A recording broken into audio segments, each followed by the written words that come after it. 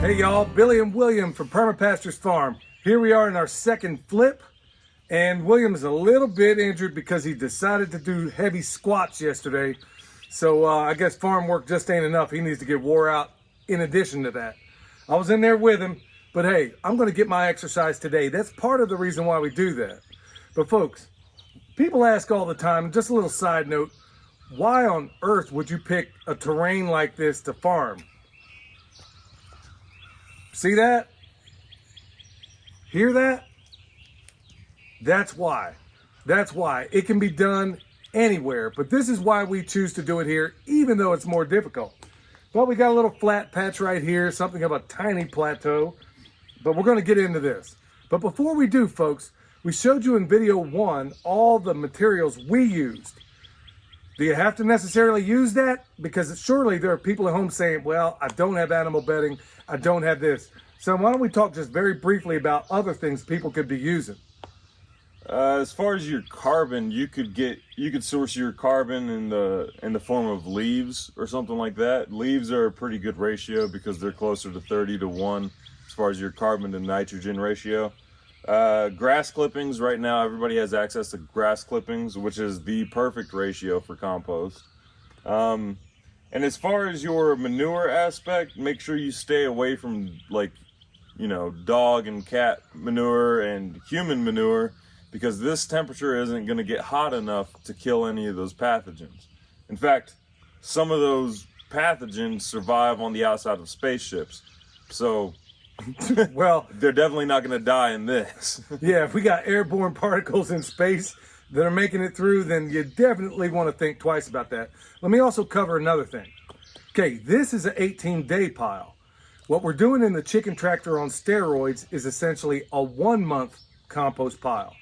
But then I'd be remiss if I didn't also explain that there are numerous other ways to make compost. In fact, there's a cold method, and some have made the argument that maybe it might be the best way because that is the way that nature mimics most. Meaning, take Danny from Deep South Homestead. All the stuff that he gets left from his garden, he doesn't make a pile like this, but he makes compost that's absolutely gorgeous by stacking it up in the woods and letting nature take it over. And then what he produces, folks, it's extraordinary. That probably, there's an argument, I'm not going to get into which camp is better or which one works best, but I have, from my own experience, from our experience, we found that the more you work with nature, the more nature will push with you. The more you work against nature, the more nature will pull back at you. And folks, that's a lesson. As long as we've been doing this, that's a lesson we've got to learn over and over and over and over again. So just as best you can, work with nature. Also, the life in this stuff, we've covered it before, but I can't reemphasize it enough, is that the life in this soil on your property, Dr. Elaine Ingham has proven this over and over and over again. The reason we do it here is because we have microbes that are indigenous to here. So if we got this compost, let's say in Vermont, is it good stuff? Yeah. Is it going to be as good as the stuff we make here? Absolutely not. Because the microbes up there are absolutely, positively, totally different than they are here. In fact, they could be vastly different just a few miles away. So that's why we go through the process of doing this 18-day pile. But folks, like I said, stick around, watch the chicken tractor on steroids also. Instead of giving you updates, we give you real-time updates. The day we do this is the day it's going up. So excuse us also if we bombard you with a bunch of videos as of late, because we typically do them every other day. So we're still doing those videos in addition to giving you updates on how this pile's going. So with that said, son, do you want to stick that in there? We don't typically use it, but we're going to. I'm going to take the temperature before we flip, and then I'm going to take the temperature after we flip, see if there's a change in the temperature at all. There should be, because we introduced air, but we'll see.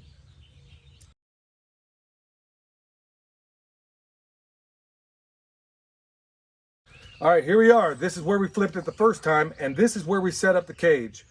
Folks, you really don't need that big a footprint. All we're going to do is take this, flip it right back here.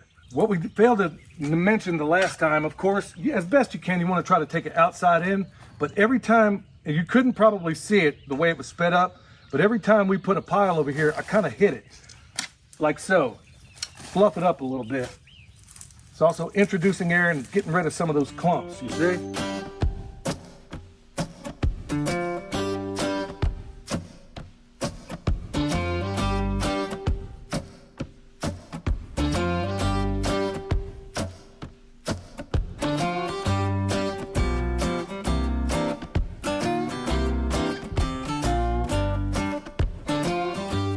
All right, and just like the last time, folks, every time we rebuild this pile, you're gonna do something of a Mexican hat dance all the way around this thing, kick the sides back in so it heats more evenly, all the way.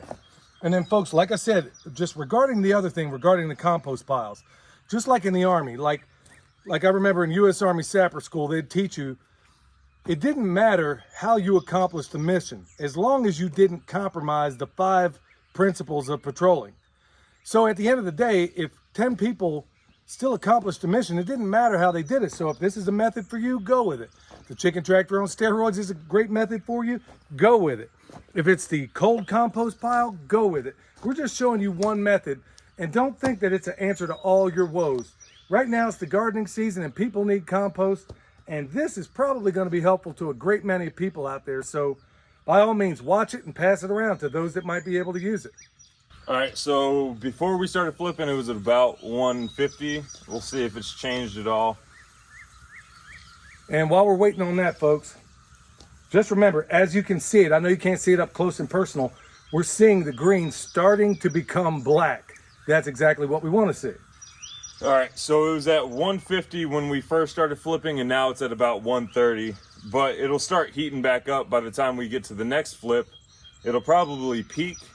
And then after the next flip, it'll start cooling down and stuff like that. But it's still breaking down.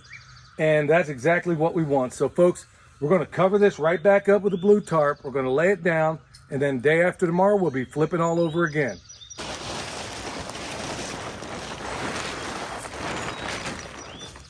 All right, y'all, here we go. Second flip in this 18-day process. And as you can see, you're starting to see a little bit of a transformation. You're seeing steam.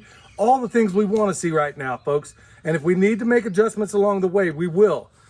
Okay, that's done, and it's on to another project for today. So folks, remember, subscribe, tell your friends about us, pass this information around, because almost certainly there are a ton of people right now getting into this homestead space and gardening space, and they could use this because this could be done in a very small footprint. So folks, until next time, this is Billy, the Permaculture Pimp Daddy, where PIMP stands for Permaculture is my passion. And right here is one of the many reasons why. We'll see you next time.